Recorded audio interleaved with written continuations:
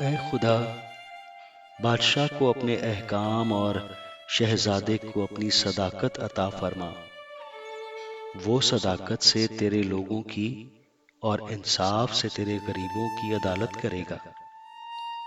ان لوگوں کے لیے پہاڑوں سے سلامتی کے اور پہاڑیوں سے صداقت کے پھل پیدا ہوں گے۔ وہ ان لوگوں کے غریبوں کی عدالت کرے گا۔ وہ محتاجوں کی اولاد کو بچائے گا اور ظالم کو ٹکڑے ٹکڑے کر ڈالے گا۔ جب تک سورج اور چاند قائم ہیں، لوگ نسل در نسل تجھ سے ڈرتے رہیں گے۔ وہ کٹی ہوئی گھاس پر مینہ کی مانند اور زمین کو سیراب کرنے والی بارش کی طرح نازل ہوگا۔ اس کے ایام میں صادق برومند ہوں گے، اور جب تک چاند قائم ہے خوب امن رہے گا۔ اس کی سلطنت سمندر سے سمندر تک اور دریائے فرات سے زمین کی انتہا تک ہوگی۔ بیامان کے رہنے والے اس کے آگے جھکیں گے اور اس کے دشمن خاک چاٹیں گے۔ ترسیس کے اور جزیروں کے باشندے نظریں گزرانیں گے۔ سبا اور سیبا کے بادشاہ ہدیے لائیں گے، بلکہ سب بادشاہ اس کے سامنے سرنگوں ہوں گے۔ کل قومیں اس کی مطیع ہوں گی، کیونکہ وہ محتاج کو جب وہ فریاد کرے اور غریب کو جس کا کوئی مددگار نہیں چھڑائے گا۔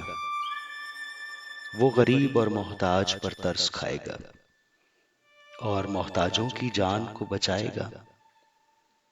وہ فدیہ دے کر ان کی جان کو ظلم اور جبر سے چھڑائے گا، اور ان کا خون اس کی نظر میں بیش قیمت ہوگا۔ وہ جیتے رہیں گے اور سبا کا سونا اس کو دیا جائے گا۔ لوگ برابر اس کے حق میں دعا کریں گے، وہ دن بھر اسے دعا دیں گے۔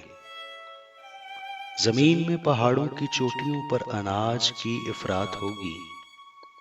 ان کا پھل لبنان کے درختوں کی طرح جھومے گا، اور شہر والے زمین کی گھاس کی مانند ہرے بھرے ہوں گے۔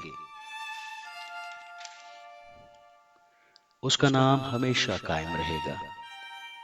جب تک سورج ہے اس کا نام رہے گا، اور لوگ اس کے وسیلے سے برکت پائیں گے۔ سب قومیں اسے خوش نصیب کہیں گی۔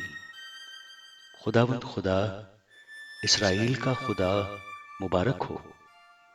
وہی عجیب و غریب کام کرتا ہے۔ اس کا جلیل نام ہمیشہ کے لیے مبارک ہو، اور ساری زمین اس کے جلال سے معمور ہو۔ آمین سم آمین۔ داؤد بن یسی کی دعائیں تمام ہوئیں۔